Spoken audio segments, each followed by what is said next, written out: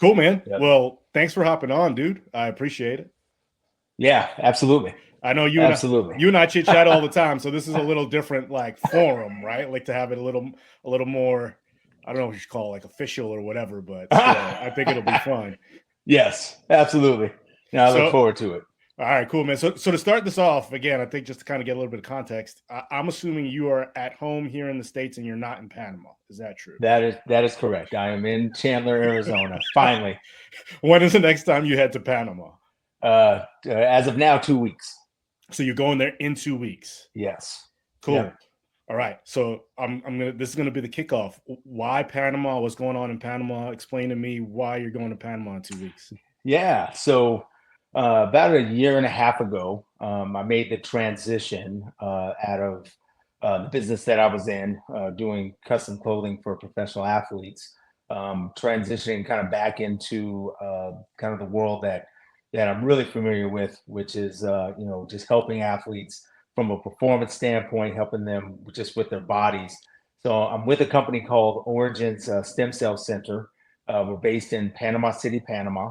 We do mesenchymal stem cell treatments along with exosome treatments for athletes and people with autoimmune inflammation type diseases. So anything from autism to multiple sclerosis to lupus, those types of diseases, mesenchymal stem cells do very well in terms of attacking and really trying to help heal the body. So that's interesting. So the center is not necessarily specifically or exclusively geared towards athletes. Then it really is sort of like a full spectrum health facility, of which I'm sure you help on the athlete side, but it's not an athletic performance facility per se. That is correct. That is correct. No, it's a regenerative medicine center. So our focus is kind of overall healing with the focus of using these two types of methods to try to help those people specific to those types of inflammatic situations. So now where do you come in? Yeah, so I come in to really try to focus on bringing professional athletes just because of my 22 years of being in this world of professional athletes, from working with athletes performance to again, then transitioning to Elevate, and then now being with Origins, staying within that network of working with agents and financial planners and athletes directly, at least giving them the opportunity to know what it is that we do, and especially because this is something that you can't do in the United States. You definitely want to have a level of trust in the people that you're going to be getting this type of regenerative medicine from. So my job is to be that bridge. And when you say you can't do this in the States, you mean like those two specific types of regenerative approaches are not done in the Well, States. Is that they correct? can't be done. They can be done, but they can't be done the way that we do it, which is we extract the mesenchymal stem cells directly from an umbilical cord Okay. after the birth of a child, and then we are able to then replicate millions and millions of times over those cells to create volume and to create the vitality needed for those to go into a person and help them heal their body. Can't do that in the United States. It's a different way that you do it in the US. I guess you're getting it from Correct. somewhere else. Yes. So the only way you can get them in the United States is through that person, through their actual bone marrow or adipose, which is fat from their hip. Okay. That's where they can get the mesenchymal stem cells. But the issue there is that the those stem cells are as old as you, right? So we're using day one cells to Yeah. be able to help with that healing process. You'd be using your own cells. So if you're 50 years old, you're using 50-year-old cells that aren't replicating at the rate that they were when you were younger. And so you're just not going to get the volume that you need. You'll definitely get a response, and you'll definitely get a healing response, but the length of which you get that healing can differentiate based on the strength of the cells. Dude, so we're gonna jump around a little bit because I know a bit more of your background Yeah. than anybody that's listening to this. Prior to this, still in the athletic world, but in a different capacity when you talk about being at Elevate, which was high-end men's clothing. things of that nature. That's correct. How do you get to where you are now? Like, this is a bridge that seems very, very unique to have crossed, man. Like, how did you get to being this rep for this company in that country? Like, Right. How? Well, so interesting enough, I started in technology sales, right, in Seattle. Then this opportunity came up for me to get into the professional athlete world by going to work for Athletes Performance. So I was with Athletes Performance for 5 years. And so that actual bridge from Athletes Performance to Elevate is actually the stranger jump, right? Then for me getting back to it, right? So that jump again happened mainly because, it happened mainly because I figured out early on that the relationships that I had developed within the network of professional athletes could be transcended to different areas and different industries within the network.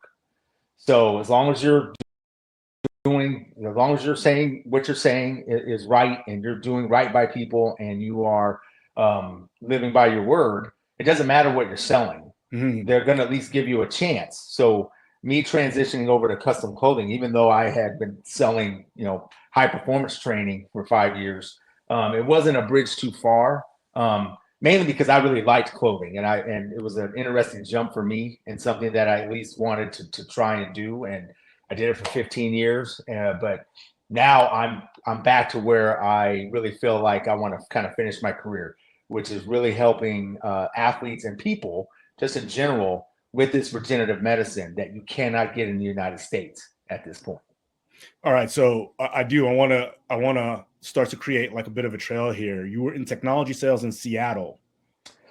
When you were in tech sales, were you someone that had a degree in business? Are you a natural salesman? Like, what led you to go toward tech sales? Because again, there's a story that precedes this. So we're going to continue to see where all these bridges connect. So tell us about the tech sales side. Yeah. So really what happened for me was that, my actual bachelor's was in radio and television and film. So originally my whole, yeah. I didn't know that. One, I'm going to interrupt you. One, I didn't know that. Two, do you know that that's what my bachelor's is in? No. You see, what? Yeah, I was a film student, man. That was my very first degree. And you and I have known each other 15 years, and we didn't even get that far. Go ahead, though. That's crazy. Yeah. So I got my fine arts at University of Arizona in television and film. I thought I was going to go to Hollywood, and I was going to, get in the mix of either doing writing, directing, or whatever the case may be. But then I kind of realized that being in that world was I just don't think I was cut out for that.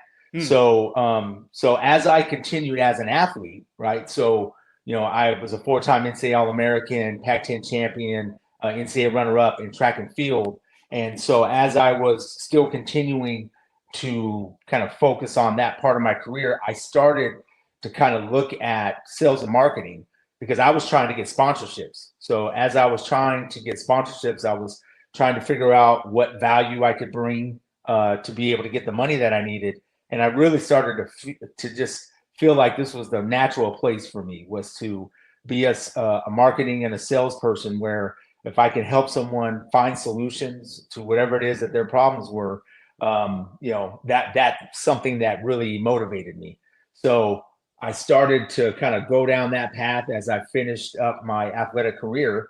And then I moved to Seattle to just get away from Tucson, go someplace different, with the goal of getting into sales and marketing. So I went through a couple of different jobs and cut my teeth at a couple of different scenarios, where boiler room type deals, and just that grind from the beginning. But then I knew as Y2K was kind of getting ready to emerge, I knew that technology kind of sales in that world would be the best place for me to be, in order to just make the money I wanted to make, and also create the solutions that people needed.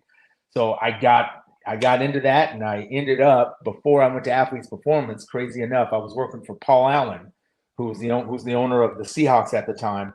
I was working for one of his education technology companies called Apex Learning, and we Yeah. did advanced placement courses. We did class tools review for kids who would be in remote or inner city areas where it'd be very hard to have an AP teacher.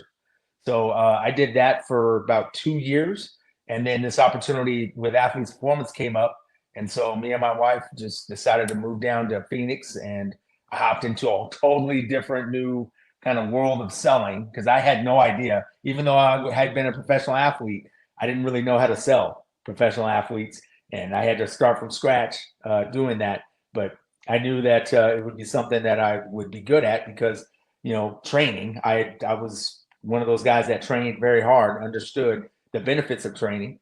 So I said, hey, I could sell this to people. Dude, Ted Rath and I caught up last week, and one of the things that Ted Rath was, former director of performance for the Eagles, former head strength and conditioning coach for the Rams. Very, very successful in the league in the same sort of industry, strength and conditioning.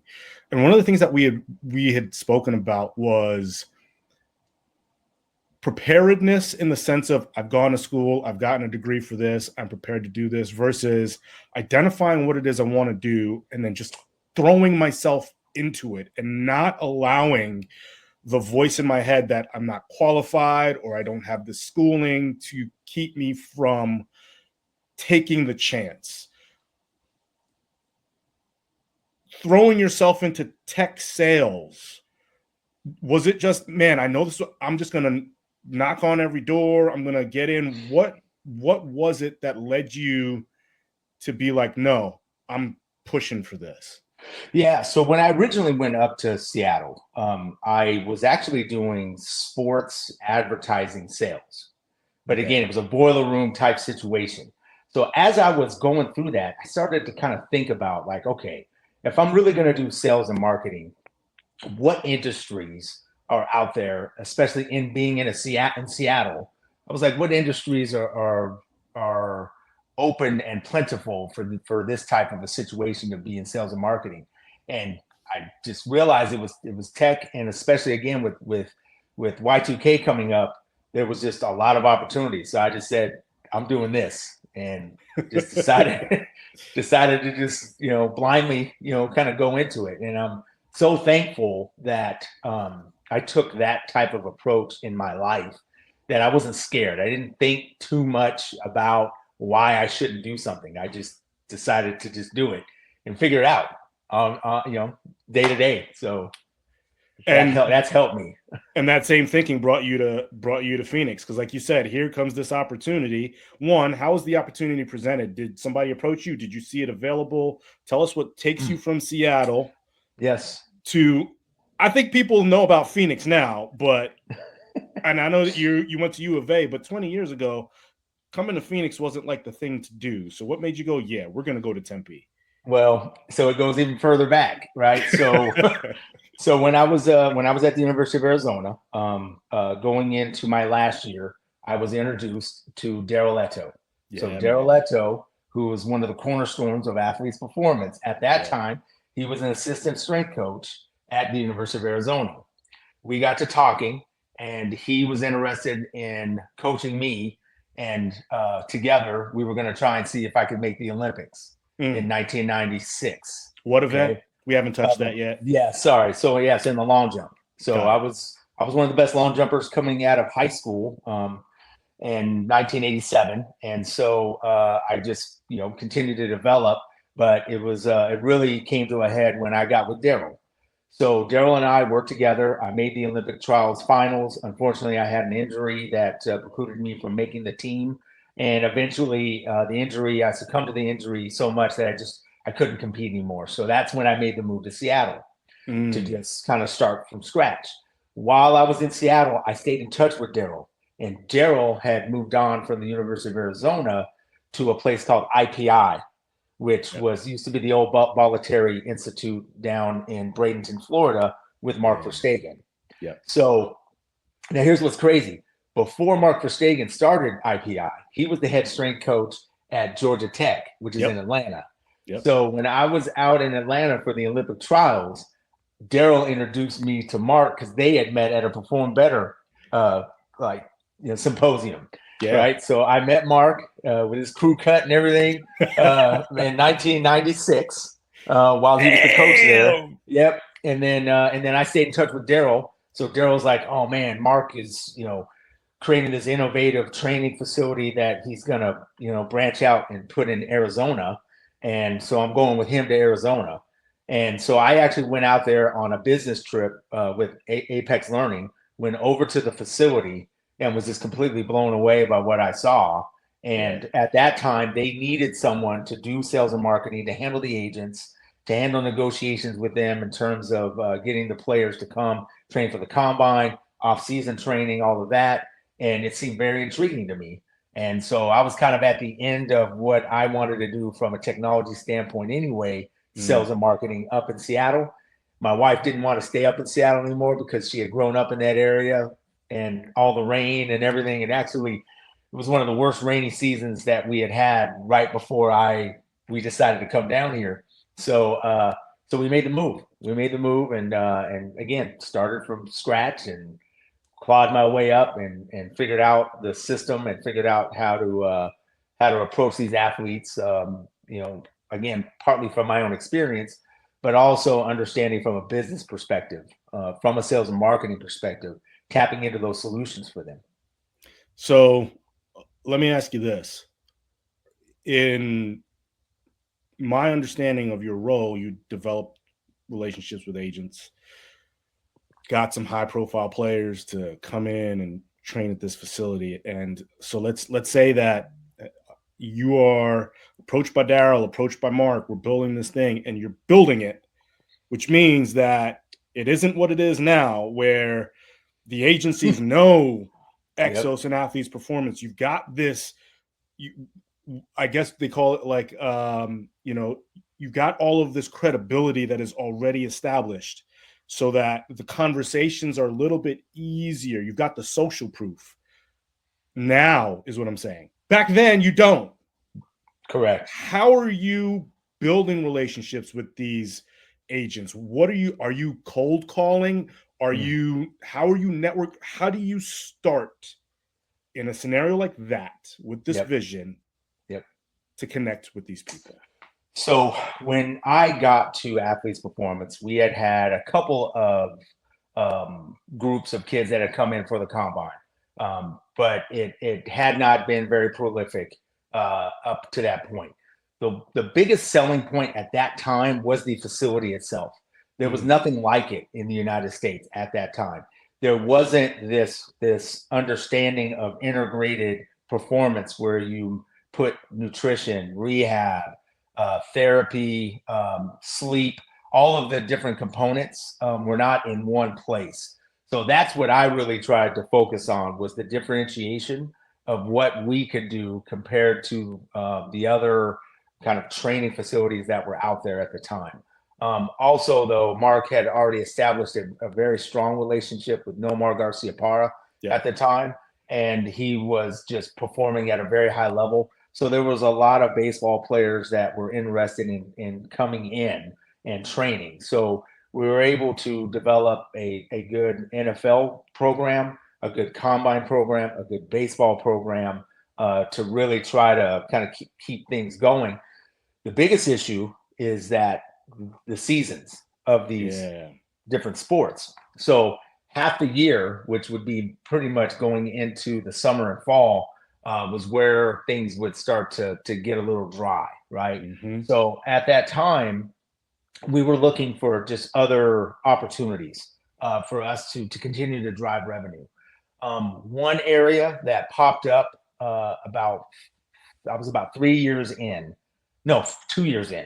into being at Athletes Performance, a unique opportunity popped up that changed everything.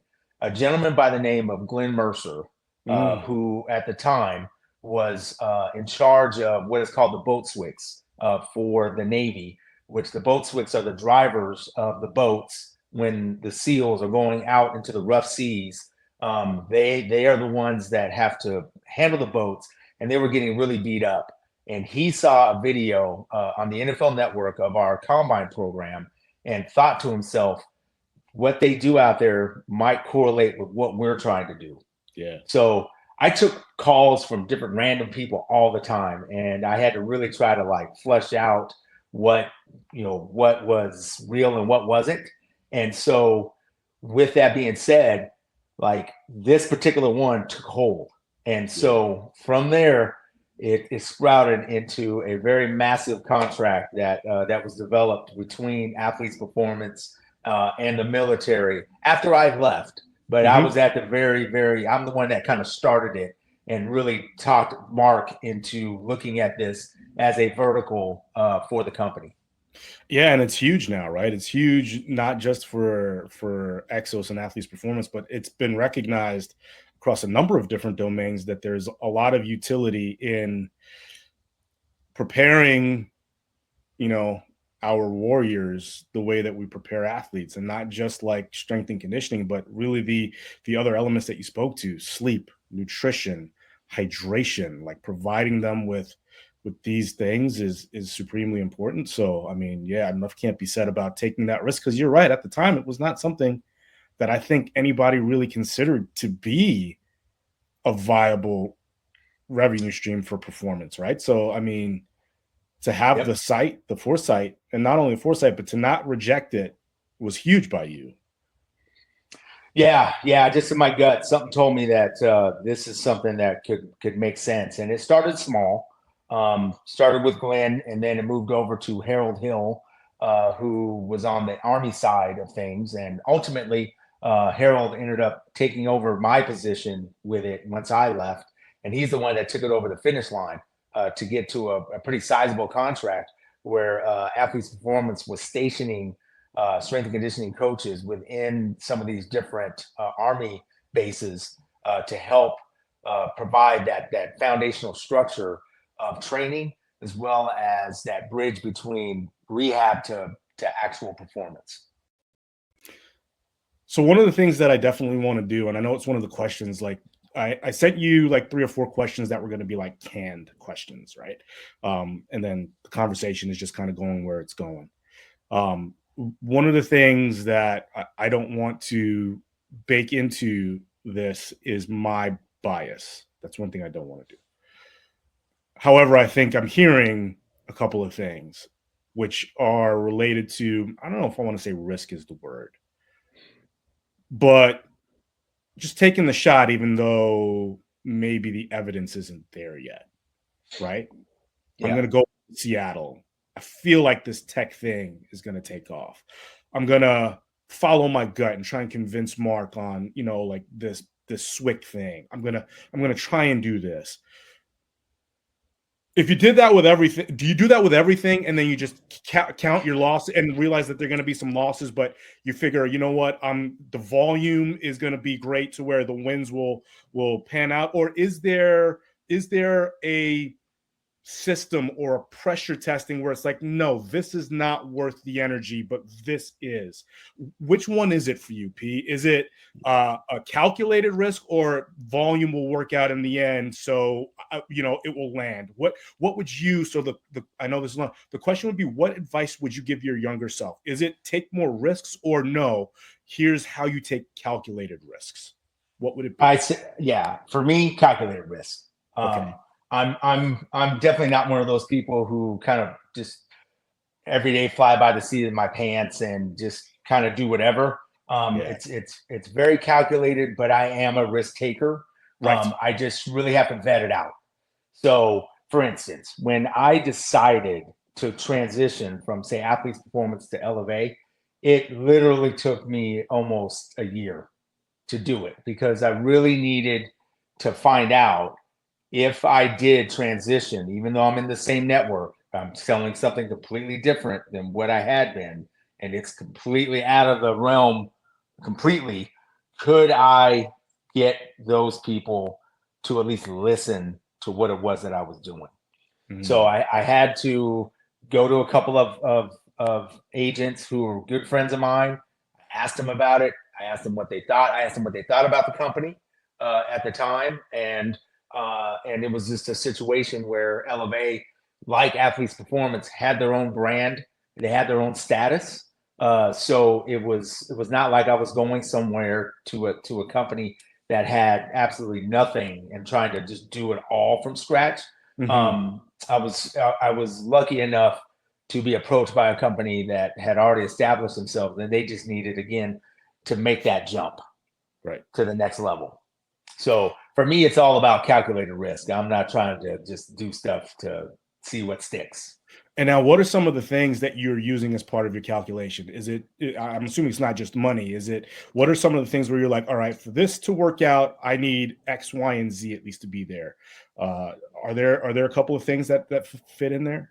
Yeah, I think for me, I have to, in my own brain, feel natural about talking about the product, talking about what it is that I can do to help a person. If it feels like it's really not going to help them, or I just really can't get a grasp of what this actually does, and again, how it can help someone, I can't sell it. Like I have to believe in what I sell. And I've been very fortunate that in this world of working with professional athletes, I have been with three companies that I believed in. I believed in their process, could sell the process because I believed in it. And so that's the core for me. Like money comes and goes, right? And if you're good at what you're doing, the money's going to be there. So it's, am I actually providing a solution to somebody, and how can that solution be framed? So for me, like again, making the jump from being an athlete to then selling training to athletes, and then making the jump to fashion, like in that fashion world, I had to think about it from the standpoint of, okay, now I'm trying to help these guys with their image, which is a part Yeah. of their overall, it's part of their overall process. You're an athlete, but there are marketing opportunities, there are ways for you to create your own brand, and a big part of that is how you look, right? So I could then create a narrative around that, and that's what I was focusing on to help these athletes. So so for me, it has to be something natural. I have to feel like it's something that totally makes sense when it comes out of my mouth. If I can do that, then I will be successful at whatever it is that I do. It's cool, man, because Brent Calloway and I were talking about this, and we were saying, it was a very similar question, and we're like, I would ask strength coaches, people ahead of me, what should I read? What should I listen to? What should I watch? And they'd give me this list of things. And 5 out of the 6 things that they gave me, I had no connection to whatsoever, but they told me I should read it. So I figured I should buy it. But there would be one thing that like resonated and it hit and it stuck. And it was like, I would tell my younger self, the minute you knew that for whatever reason that thing wasn't resonating, to put it to the side and lean into the one book that just made sense, because Yes. mastering that will give you the angle that you need, Yep. as opposed to listening to you should. But the authenticity of the information speaking to you will make the difference. And I feel like that's what you're saying. My choices were not based on money or this. It's what has helped your success has been that you've been able to be authentic and connect with whatever it is you were selling. Yeah, absolutely. For me, reading a lot of sales and marketing books was key for me. But Mm-hmm. there were some books that I just could not. I tried to force myself to read them. It just, what they were saying to me just didn't resonate with me. So, like you, I would set those aside, right, and put that off, and try to find those books that really kind of fit again the narrative of worldview frames. That's why for me, Seth Godin is one of the best marketing gurus out there. It just, he resonates with me on such a level that I'll read anything that he puts out there, because it was just within my own kind of vernacular that I Yeah. would use that type of mindset. So 100%, like for me right now with my kids. So it's funny, like that question of like, what would you tell your younger self? Yeah. Well, to me, it's like, what am I telling my kids? Because my Yeah. kids are my younger self now. That's So right. my number one thing for them is that, you know, I got a daughter who's a senior in college. I've got a son who's a junior in high school, and I'm just trying to put in their heads now that find something that you really naturally like to do. Yeah. Do not try to force yourself into something for the money, which is what all of us, pretty much us people who are kind of millennials and Gen X, like that's kind of what was put in front of us, was that make the money first and then you'll figure out, you know, you'll force yourself to like whatever it is that you like, as opposed to now with the internet and with social media and with just so many different ways to present yourself and find a purpose. Like, I think it's so much better for kids to focus on something that you naturally gravitate towards. And it may be something that you think you can't make a lot of money at, but believe me, if you're passionate about it and you're good on it and execute on it, you can make money. Dude, I love it because you just hit a thing that is central to kind of what I'm doing right now. And not only did you hit on one of the key points, you also hit the demographic. Our demographic, Gen X, millennial. We were given a particular playbook, which was the playbook is go to school, get a degree. The degree should be in something where you can make money, do it for the next 25 years, 30 years, you'll retire. And then all the things that you love in life, you'll be able to do in retirement. Right? Like you're gonna sign your life. This is the working stage of your life. You may not love what you do, clock in, clock out, stack your money, and then when you're in your 60s, enjoy life. Right. However, I'm 44, and so I'm on the back end of Gen X, where we're like, we've done this for 20 years, and fuck, man, there's something missing. I don't know if I want to go another 20 years doing what I don't have purpose in or doing what I love. Exactly. I want to do it now, but I don't know how to do that because I haven't been given that playbook or I haven't been given that teaching. And so for me, there's a huge part of me that's like, that's part of what I want to help people with. How do you discover that? How do you believe in that? And so I'm going to ask you, you're now not giving advice to your younger self. You're giving advice to me at 44 years old. How do I start that process? And you may not have the answer, but if you do, what would you tell me as a friend? Yeah. So first things first, obviously, you got to be able to take care of your family, right? You got to be able to be the stable force, either financially or emotionally, depending on what kind of role you have within the family structure, right? So let's say that you're in charge financially, right? So the way I look at this is, you know, if you're looking to make a transition at this age, right? It's like, okay, what can I do to at least at a bare minimum make sure that everything is covered so that I can spend my time developing the skills or the things that I need to do in order to do this thing that I really want to be able to do. So it's a balancing act, right? It's like a seesaw, right? So you have to, there's a lot of negotiating involved with yourself. And, you know, if you're going to work for a company or if you are trying to do this on your own, then again, there's a negotiation with yourself as a person, but there's also a negotiation for yourself as a business person, right? Yeah. It's two separate things.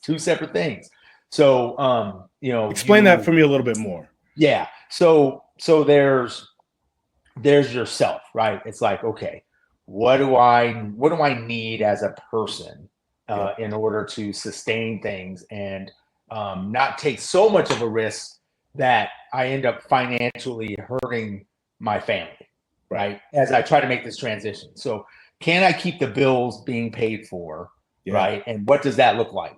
Okay. So if there's a way to do that, but then but if you're out there working 15 hours a day, how are you going to work on the thing that you need to do to transition?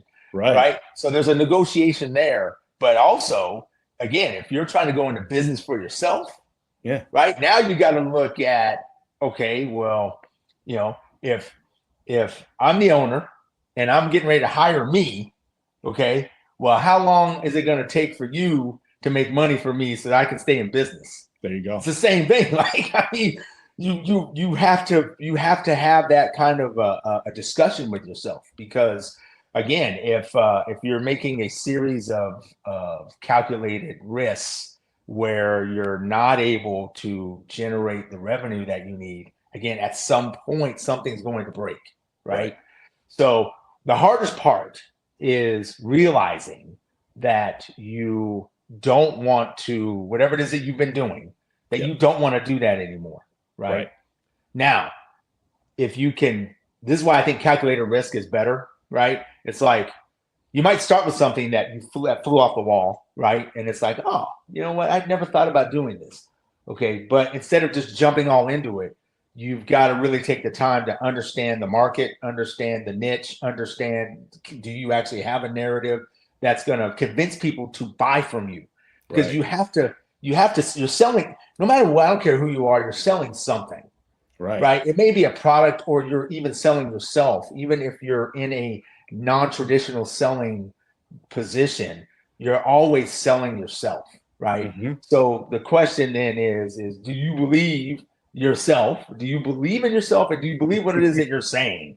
Do you believe what it is that you're doing? Because again, that's your only way to make up for the revenue that you have to now try to get for the revenue that you're losing based on switching jobs or switching careers. So like, even for me, when I made the switch over to Origins, you know, I had gotten to the point where I was done with the fashion world. It had run its course. And I was staying in my job at the time because I did not have anything else that I could think of at the time that I wanted to do yet, staying within this network. Because if I tried to jump into another network at this age and start from scratch, ooh, that could be tough, right? Could be really tough. So I was like, okay, well, within the world of professional athletes, like, what can I do? So I started asking myself this question. This was a couple of years ago, and we've had some discussions about this, Dennis, where I'm like, I don't know if I want to keep doing this hamster wheel like this, but what can I do? And, you know, I'll say this. If you do not burn bridges, if you keep relationships that you've developed, and you keep them positive and you keep them firm, opportunities will come up. Like for me, getting to Origins was based on a relationship that I developed with a couple of guys back when I was selling in Vegas. So these were the guys that I was helping within the casino world to like bridge the gap between their customers and what we could provide. So I developed those relationships. So then when they got out of the casino world and got into the medical world and got to this point of this unique opportunity, I was the first person they called to handle this part of the business, because of the way I had treated them, because of the way that I had presented what it is that I could do for them, the narrative, the everything. So I was just a natural fit, and it brought me right back to the core. For me, passionate wise, is to help athletes extend their careers, because my career ended way earlier than it should have. And it did. That happened because I didn't have the resources available that you have now to extend your career. So my passion, my very core, is to work with professional athletes and guide them through their actual career. And I'm very lucky. I'm very fortunate that I've been able to do that on 3 different levels. And this level, hopefully, is the last level. Yeah. Yeah. Hopefully this is it. You had mentioned something interesting in there, man. And of course it triggered this thought, because I'm in that process. I'm in the process. And some of this is me documenting it, sharing it, some answers I have, some answers I'm learning. The key question I feel like is, and I'm talking about products and selling, that you should probably ask is not, would you buy it, but would I buy it? Meaning I'm the salesman. And the question is am I building something I would buy? Because if I'm building something I would buy, bets are there going to be people that would buy it as well. But if I'm thinking about how do I craft a message to sell something you would buy, then I'm probably going to get lost, right? So, Mhm. what is a good litmus test along the way, building a product, crafting a sales message, is would I buy what I'm selling? Yes, 100%. I think that especially nowadays, people are very good at sniffing out the BS. Yeah. It's just easier now because there's so much information that you're seeing, and now, right, there's so many things that are fake, right? There's so many things that people are trying to trick you with, social media wise, and just the power of editing, all of that editing and all that type of stuff. You have to even be that much more attuned. So Yeah. now people's listening skills and their perceptions of people really put them in a situation where they know pretty quickly if what you're selling is something that you believe in. It's something that you really are concerned about them being able to use this as a solution. They can feel it. They really can. So you again, the more authentic you are, the more that you can trust sell, the more that you can give trust from a solution standpoint, the better off you're going to be. So that's why you better pick something that you really love, something that you really are passionate about.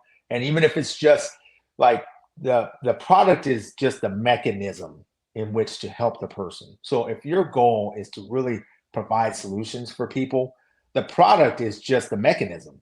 Right. If your passion is the solution, and if your passion is to help people, if that's at your core, then it doesn't really matter what it is that you're selling because you're focused on trying to help that person. And if they know that you're trying to help them as opposed to sell them, you'll be successful every single time. Dude, I love that. Jesus. I want to switch gears just a little bit.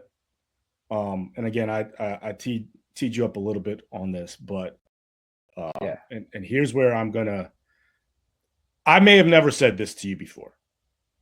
I know I sent you the question, but this is the background to the question.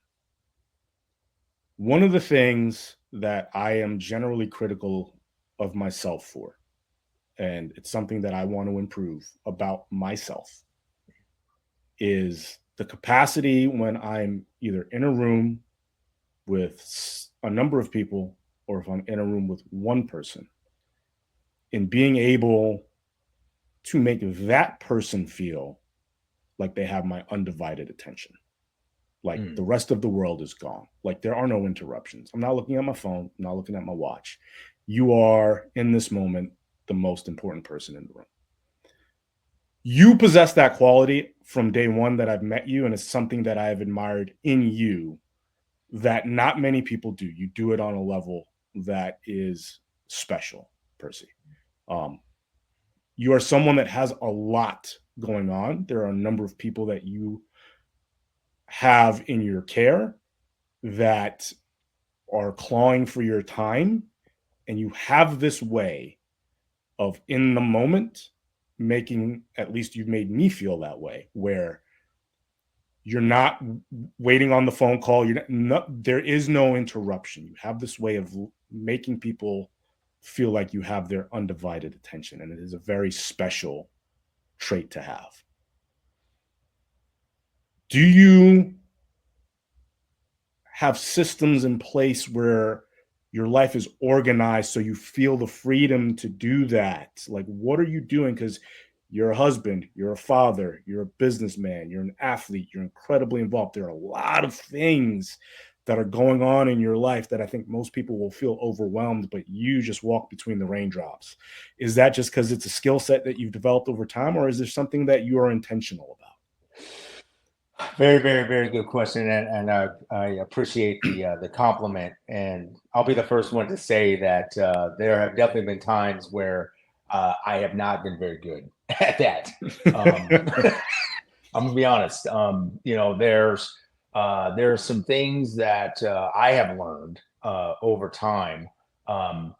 You know, when you have as many things that you're trying to juggle, right? When you're trying to juggle being a husband, you're trying to juggle being a father, you're trying to juggle being this person in the business world. Um, those are things that need a lot of a time and attention. And I'll be the first one to say that there have been times where I have been deficient in certain areas. And I've now learned through this process that if I can narrow down what it is that instead of trying to do everything, focus on doing a few things very well. Yeah. Is the best way I think that has helped me. Right. So for instance, right, I have gotten to a point now where I don't need to run around and be a part of every single event or thing that's going on to try and generate business. Right. Okay. Because when you do that, you again are going to lose a lot of time at home with your family. Then that's going to suffer. Then the business is going to suffer as a result because you're spread too thin, just trying to throw stuff up against the wall and make it stick. So to me, I have thought about it from the standpoint of, okay, what is it that I'm really trying to accomplish? So like when I go out on these business trips, why am I going? Is it really, really worth it? Am I really going to see the people that I need to see? Or am I just trying to, again, talk to anyone and just hope that for some reason I hit them at a certain point in their life where they need me, right? If you go about it that way, it's very difficult. And it's very easy to do that when you're young, right? Yeah. It's because you're just eager. You're eager to just validate yourself. So like the more that you can be efficient and have a plan. If you have a plan and you just try to execute that plan and you really try to look at what the investment level is, you'll be much more efficient with your time and being able to juggle all of these things where you can give these people the attention that they need at that time. If you're all over the place, like you're going to not pay attention to your wife. You're going to not pay attention to your kids because you're too busy over here or vice versa. And it's all going to become this thing of like just survival, right? Yeah. Now, again, I think there's a time where that happens, right? Like because then you have to kind of find your own way of getting to a point where things slow down. It's almost like, we always talk about Tom Brady, right? From this standpoint. Like Tom looks like the game has completely slowed down, right?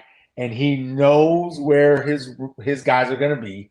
He knows exactly the way he needs to throw the ball. He knows exactly what he's doing. Now that didn't happen right from the start. It happened over the course of time, right? So like for me, I'm at the point now where again, I can look out and see kind of what it is that I need to do. And I'll go, I need to be there. And when I'm there, these are the things that I need to try to accomplish. I get those things accomplished, I'm out. Right. And I feel very good. And I'm very focused. And I've got it all written out. So that's kind of how I've kind of developed the process so that, again, I'm not running around with my head cut off, not paying attention, half paying attention, all that stuff that can then turn somebody off. Right. They're like, oh man, he ain't paying attention to anything I'm saying. Forget it. And then you've lost an opportunity. Right. So why run around being half in, half out with people and maybe get lucky that they need you so much that they're willing to overlook that, as opposed to focusing on 5 people that you can really dig in with, really help them to understand what it is that you're offering to them, really help to understand what it is that they need. And be good, because you'll get more revenue and more opportunities for what it is that you're trying to do in that situation than shotgunning a bunch of stuff and just going about it in a very random way. And it sounds like, and I'm going to interject here, that like you said, knowing what it is you want, having the end vision in mind Yes. will provide some of that, because then you'll be Yes. able to select better. Whereas if you don't, then you feel like every opportunity is an opportunity because you don't even know what it is you're going for. So like taking the Exactly. time to define, what is it do I really want? What is it? Again, begin with the end in mind. Yes. That way I'm not spreading myself thin, because I'll know what will help, right? And that's hard to do, but it's critical, I think, to save on some of the wasted energy that happens. Absolutely. Like I use the example of when I go to the NFL Combine, right? There's a couple ways I could go about this. When I go to the Combine, like I'm staying at a hotel. I know that there's people over at this one hotel. There's people over at this place that's eating dinner. There's people here, here, here, here, here. So if you're only there for 3 or 4 days, right, and I decide to shotgun and I just try to find where people are at, right? Like your time is going to get lost and you're not going to get anything done. So for me, I hunker down in one spot. I know exactly who's going to come through based on having a pure view of the different things that are around. So they're all going to come through. So I sit in one spot and I see the people that I need to see without me having to spend a bunch of energy running around. Right. And I just missed this guy. I just missed that guy. He left this and that. Like it's just it's the efficiency of your time. Yeah. That's what it really comes down to. Like if you're efficient with your time, and like you said, if you have the end goal in mind of what it is that you're trying to do, then it just becomes, everything slows down. Everything slows down, and you can then target and you can really be specific on what your goals are, and it just becomes a much better experience than just out there floundering and just trying to figure out as you go. No good. Beautiful, man. So this is the stage of the chat. I ask everybody this question. Again, it does not have to be a book. It can be podcast, person, it could be anything. But I ask for 3 resources, and I use the word resources because it can be anything. Also, it doesn't have to be tied to business. If I just said, hey, P, man, I'm interested in something, rattle off, it could be a show, whatever. What 3 things would you tell me, hey, I think you need to check this out? Yeah. So again, like I said before, number one is I feel that reading Seth Godin's books is just it's for anyone who is in the process of developing a business, trying to understand their niche, trying to understand again why people buy, and what that psychology needs to be. I would say he's one of the key ones. Another book, and it's one book. This guy only made one book, and it was phenomenal. It's called Let's Get Real or Let's Not Play. Oh my goodness, a breakthrough book. It's old. It's an older book. I think probably around 2000 or so. But an absolute eye opener on kind of understanding how to slow down, right? And understand that when you're talking to someone and they are trying to come to a buying decision, what are the red flags? What are the yellow flags? What are the green flags that you can identify to see if I need to stop and make things more clear, to make sure that I understand exactly what it is that you want and you understand exactly what it is that I'm trying to give.